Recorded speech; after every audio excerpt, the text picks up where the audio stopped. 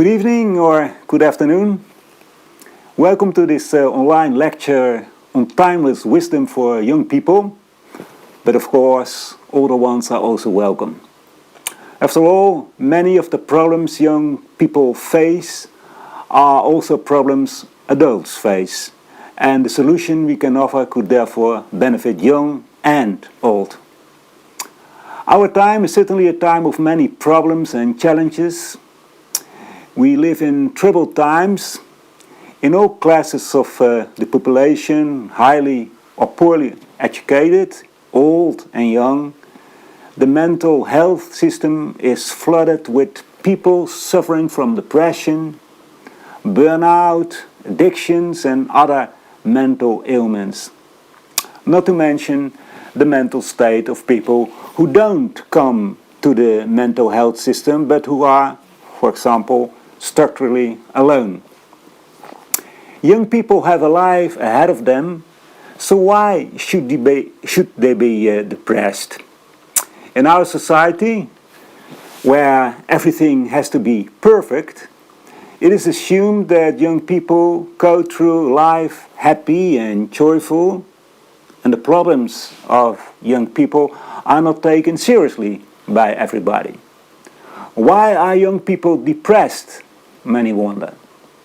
Of course, there is no all-encompassing answer to that question. Nevertheless, we believe there is a general picture, a general sphere of thought that underlies our psychological and mental fragility. And I think, best explain this as follows. During the lockdown, when sport clubs and discotheques and cinemas were closed, and contact with school took place only through Teams or Zoom, so by means of the internet, you heard young people complaining about everything. There was a void in their lives, a void that nothing or no one could fill. What's the point of everything? Why am I learning? What's the meaning of all this? This existential boredom was the cause of psychological distress for many young people.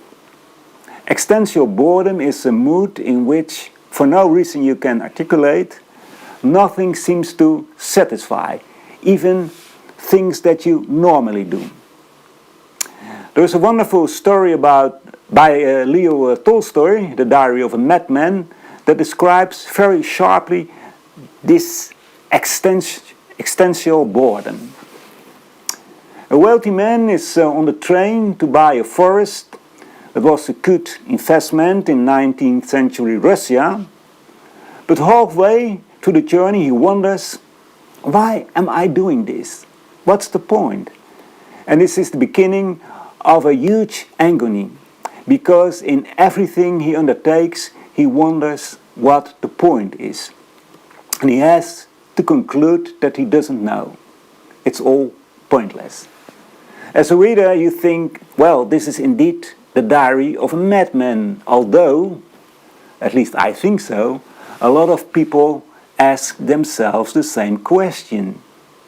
Why do I have to get my diploma? What's the point of studying hard? Why do I have to apply for a job? Probably there will be people, including young ones, who push these questions away, who enjoy themselves with football, dancing, going out and that kind of things, but perhaps there is still something gnawing in their hearts. Tolstoy's story, however, has a very surprising ending. One Sunday morning, as the man is walking out of church, he sees a beggar in front of the church. And without thinking about it any further, he takes out his purse and gives all the money he has to the beggar. And yes, then suddenly a strong urge arises from within to give everything away. And peace of mind sinks into him, although only now he is considered mad in the eyes of others. Well, that feeling of wanting to give everything away, or the realization that we are connected to each other, and that we have to live for each other. The love for one's fellow man, the love for humanity, the compassion, the awareness of oneness, that is exactly the remedy for this existential boredom. And therefore, against depression, as we will try to make you clear in this lecture. And it is that awareness of oneness that is nowhere explained so clearly as in timeless wisdom or the Theosofia. This is the wisdom of all times, older than mankind, but so fluent and vivid and flexible in its application that it can solve all the problems of modern man and each new generation. Young people are often looking for unity, for connection with others.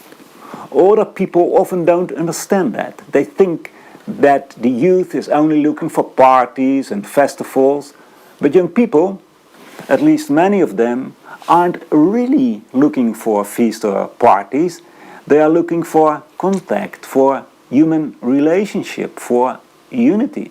Sure, it may be an awkward and dumpsy search for unity and connection, but that's really the deeper drive behind their desire to party. They don't yet have the wisdom or the ability or the peace to seek that connection in a different way. They don't yet know who they are. Who am I? Who are you? What's the connection between us? Can I trust you? What's the bond between us and the world? Perhaps young people don't consciously ask themselves these questions. Nevertheless, it's the unknown driving force behind much of their actions. Young people are in between childhood and adulthood. They don't have any answers yet. They are not yet fully born. That is, they have not yet been able to activate all their abilities from previous lives. However, this does not mean that they do not ask themselves such questions. On the contrary, only they often don't talk about it. In this context, it's interesting to point out a Belgian study into meaning-making among young people.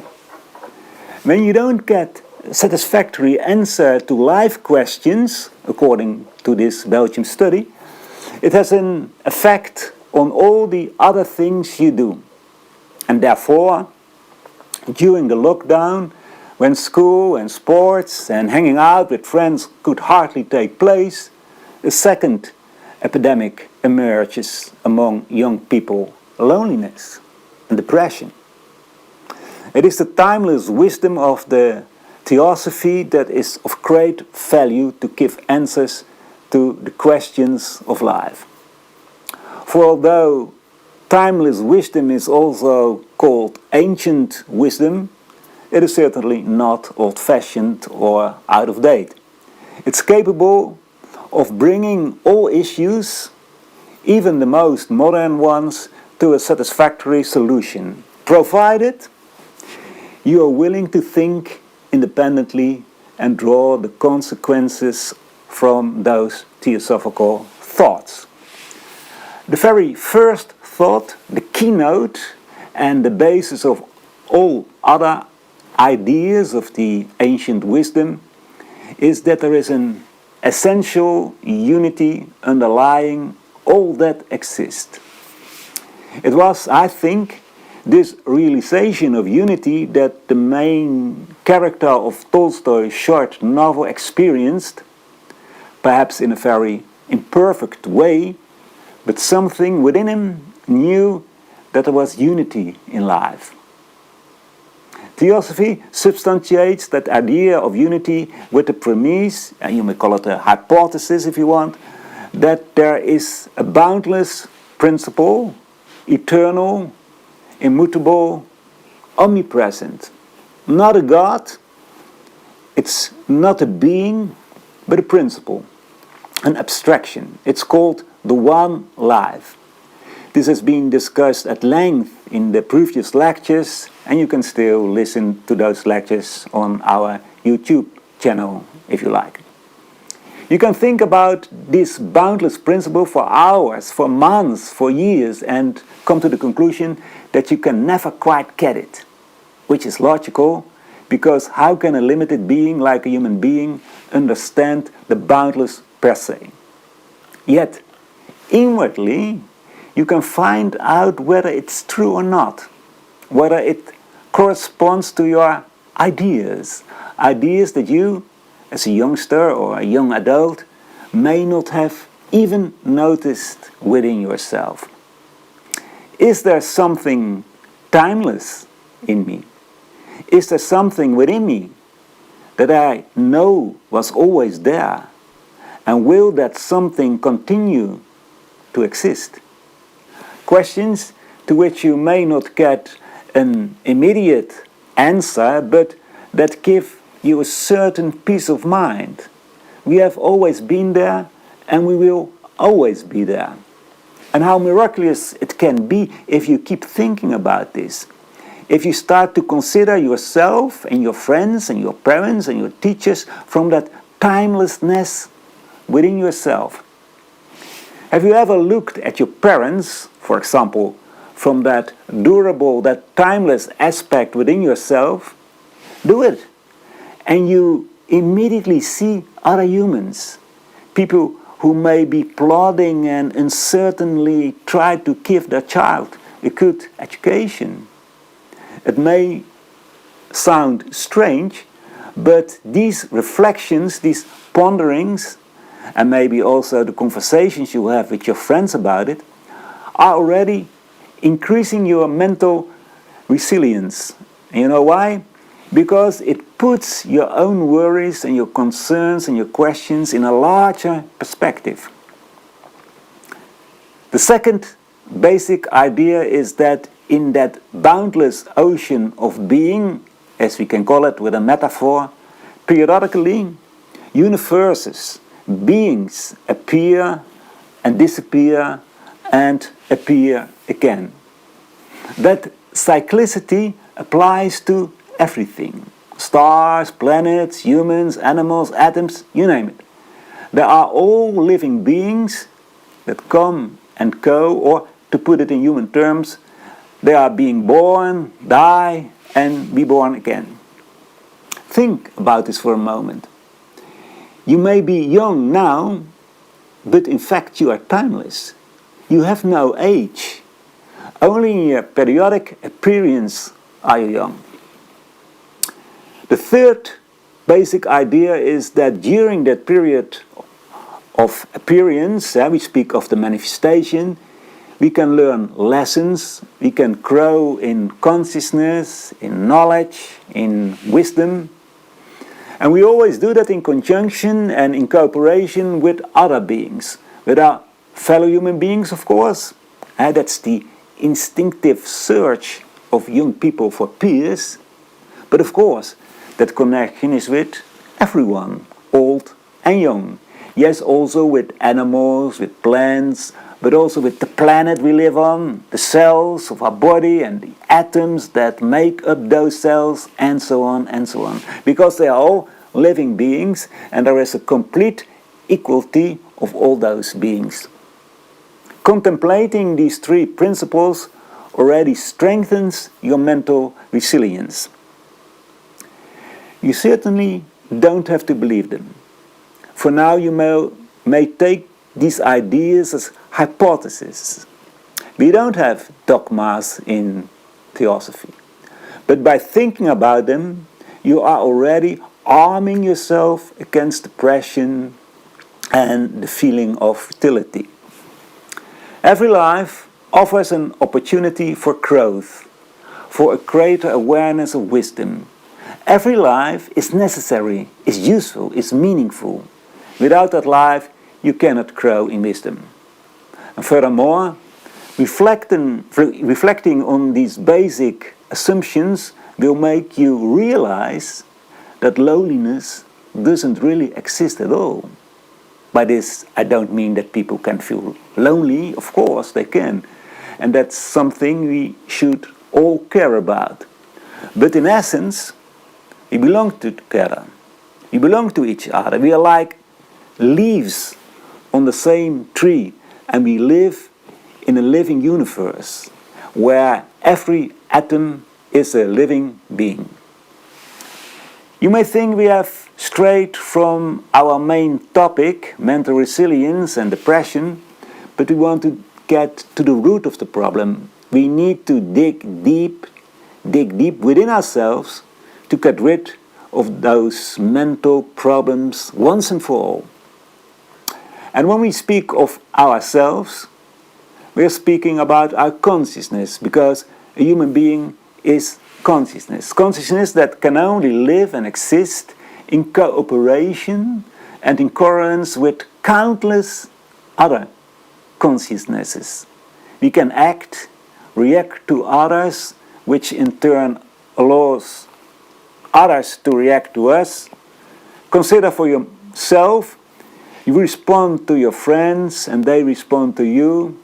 You react to your parents, the teachers, and their reaction leads you to react again, and so on. And what within you determine your reaction? I mean, you react the way you are, the way you think. You react from your consciousness. So consciousness is synonymous with life. That consciousness is essentially boundless, because everything, in accordance with the first principle, is essentially boundless.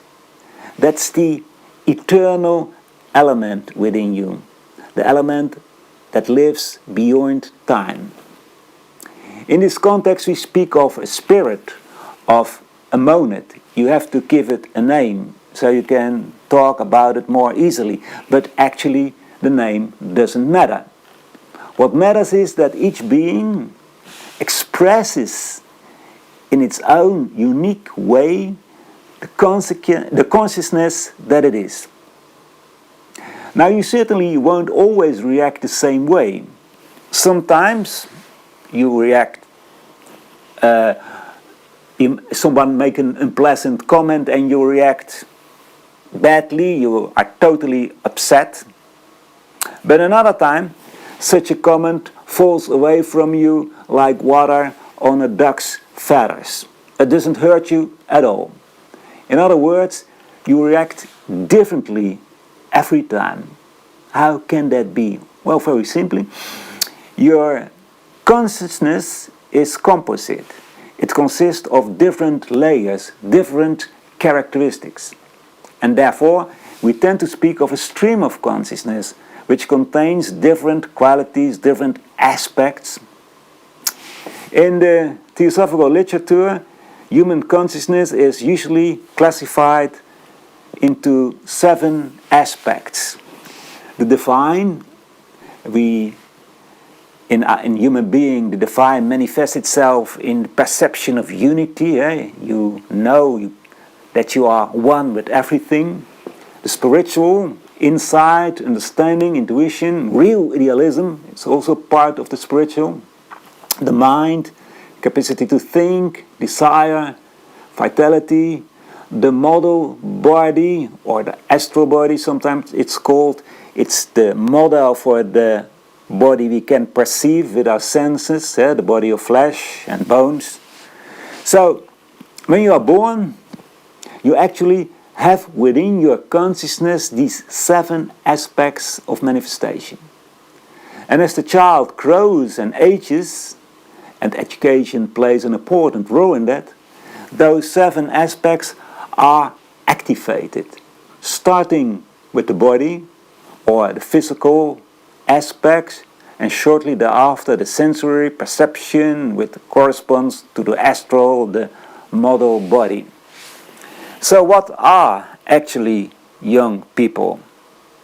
With these theosophical teachings, you can get a clear picture of what they are. They are, first of all, and I'm not telling you anything new, human beings. They are this whole composite being, these 7 aspects of consciousness. From the resting phase of death, a human being becomes active again. He comes back into his active period, the active phase of the cycle of life.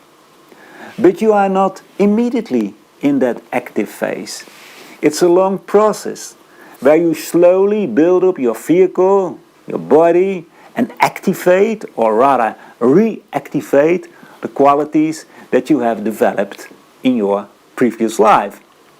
So the process of birth, becoming who you actually are, continues for some time after the baby is born and the umbilical cord is cut. It continues until about the 21st year of life, and sometimes even a little bit longer. So a young person is somebody who is becoming himself. Somebody who is still developing all of their abilities and qualities that they built up in previous lives to make them active again, to make them operational again. So it's logical that in your youth you are not as resilient as an adult. You are just not quite yourself yet. Now you have to consider, according to the law of cycles, that a human being who is born does so on the basis of his previous life. The new incarnation is the logical consequence of previous lives. We call that karma, a concept I'm sure you are familiar with. So, a baby is not born by chance into a certain country, a certain family, a certain time, a certain body. The human being himself has created the causes for that in the past, in previous lives. So what becomes active is a consequence of man's own past, which, by the way, is connected to the past of his parents, his possible siblings, the neighbors, and so on. Well, initially, only the lower aspects will be reactivated. The physical process will function first, breathing, digesting, and that sort of things. But very soon, the senses, vitality, becomes active. And then the child starts thinking. This is different in every person, but it happens as early as toddler or preschool age. Self-awareness becomes active. It is the moment when the child starts to see himself as an I, as a me, as an ego, a being separate from others. Now, I have already said that a human being can only exist because of and thanks to other living beings. In the first instance, there are, of course, the parents, and in the prenatal phase and just after birth, it's mainly the mother. For how does the embryo grow? It receives live atoms through the umbilical cord. Live atoms are living building blocks. You have physical live atoms, but actually each layer in the stream of consciousness is built up with live atoms of that particular area. Those live atoms are given to the growing human being by the parents and the environment. The physical live atoms the embryo gets by the mother. The food that the mother takes is passed through to the baby in her womb. However, there's also such a thing as a sensual umbilical cord that passes emotions and feelings to the baby, or a mental umbilical cord. So feelings, emotions, thoughts, they are also living building blocks, are also transmitted to the child.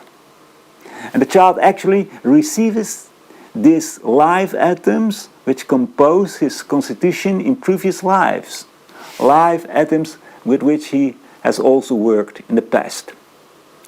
And when the child is born, this imparting of live atoms does not stop. Of course, we are talking about nutrition, primarily the mother's milk, but the instinctive nourishment and the mental nourishment is in fact much more important. It is because of that mental nourishment surrounding the child with thoughts that the child learns to think. The ability to think is awakened. And the parents and the grandparents and later school and the total environment are the channels through which the living mental building blocks, thoughts we call them, and note they are living beings, come to the growing human being. And what do you think will lead to a greater mental resilience? A child growing up with parents who are constantly arguing, or who are depressed, who are constantly complaining about their lives, or the child that grows up in an harmonious family and is taught from an early age all kinds of ethical things, not in a pushy way, but simply because its parents are the example. The parents are the example of harmony. Isn't that a much better guarantee for a later balanced and mentally resilient life? The parents and other humans in the environment of the child are the channels that nourish the child emotionally, intellectually, and spiritually. As you get older, however, you become more independent in life. From about 14 years and onwards, and there are quite a few individual differences, independence increases and the growth process takes place through your own efforts. These are the major changes in consciousness that you experience in adolescence.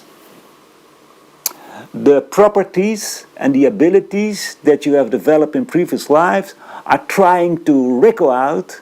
It comes from inside to outside. When independent thinking starts to manifest, you may start to study and express timeless thoughts. You contemplate more abstract thoughts and philosophical thoughts, and how nice it is to have people around you, your parents or teachers or peers, with whom you can talk about this, to whom you can test your thoughts. Discernment also develops, ideals come back, and these are ideals that you evolved on your own, and they didn't come from your parents. There is more insight in the question, who am I? You start to recognize the different layers in yourself, the emotional person, the human who wants and desires, the intellectual and the idealist, the one who forgets himself. You can ponder about all sorts of abstract ideas and about an ideal world. And finally, from inside to outside, you may even experience unity. You contemplate your own place in the totality of life. You learn to function independently in the outside world, apart from school and family, and although in connection with others, it takes place on the basis of what you know inside. Well, after the break, we are going to talk more about this process, but we have now a 3-minute break during which you can ask your questions using email or the chat function, and after the break I will try to answer those questions. So I see you in 3 minutes.